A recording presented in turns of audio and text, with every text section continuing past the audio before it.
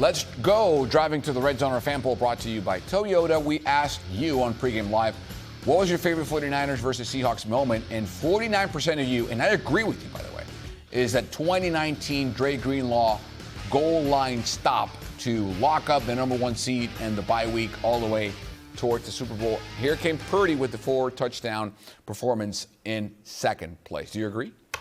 Yeah, absolutely. Rod? I agree. Okay. We got to look ahead to the offseason now. The season is over. 2025 is no more. We look ahead to 2026, the season for the 49ers. So what happened this season? 12-5, regular season, 1-1 in the postseason. Ayuk is out this season. He did not play a single game. Bosa only played a couple. Then he got the ACL injury. You see the list right there. So, again, Rod, how do you, with all this given, how do you recap this season? That's wild. That's impressive. In previous years, they would have been 5-12. Losing Bosa, Warner, Williams, Kittle, and Purdy for the games that they did, that would have absolutely crippled them. To have the record they had and to win the playoff game last week against the Eagles is a testament to the players and a testament to the coaches. These are the free agents that the 49ers have to take and make decisions on, with Juwan Jennings, Kendrick Bourne, you see Sky Moore there.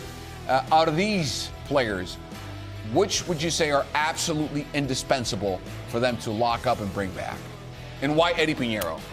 Oh, yeah, that's what's going to be And why my Eddie answer. Pinheiro? I don't know. Eddie lost some points with the What? tripping. Oh, Come on, man. He's not the one Listen, that missed just the lock up tackle. Eddie and then, Here's the Give me your top three, Matt. Quite clearly, Juwan Jennings is number one. I agree. How much is it going to cost? I How much agree. does he The want? problem is that they couldn't arrive at a contract extension before the start of the season, and now he's going to hit free agency. So, I still think that Juwan Jennings is more valuable to the 49ers than he is to any other team. So I would think that he would be back, but he might also feel like, hey, you had your opportunity to re-sign me before the season started.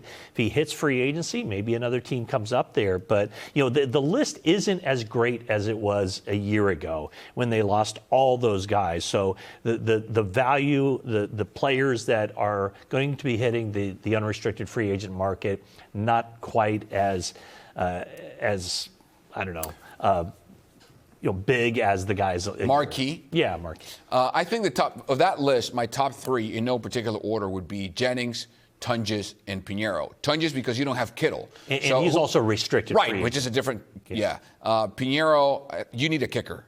You can't go, the job he did this season was so good. He stabilized that unit. And then the situation with the wideouts, we don't know what the team will look like. We're assuming it's Pearsall. It will be Pearsall and then someone else, but, right? What do you think? I look at that list, and what rings in my head is that it doesn't make them faster. Bringing any of those guys back, it doesn't make them faster, and it doesn't fix what really was the main problem across the board for the Niners this year, is that they weren't good enough at times on the offensive line, and they weren't good enough, especially when it comes to generating a pass rush on the defensive line. And to get that fixed, more than likely it's going to have to come through the draft, and I'm not exactly sure how active the Niners are going to be. You mean defensive line? Defensive line and offensive line. So you don't think a Michael Bosa Collins-led line with someone else, whether it's C.J. West or anyone, could be a pretty formidable front four? Yes, front four, but you need 8 guys. That's you need right. 9 guys. And so you can't have a huge drop-off. But, I think the defensive line is definitely going to be a spot where they address with 1, if not 2 picks in the first 6 picks. Is that the main urgency, you think?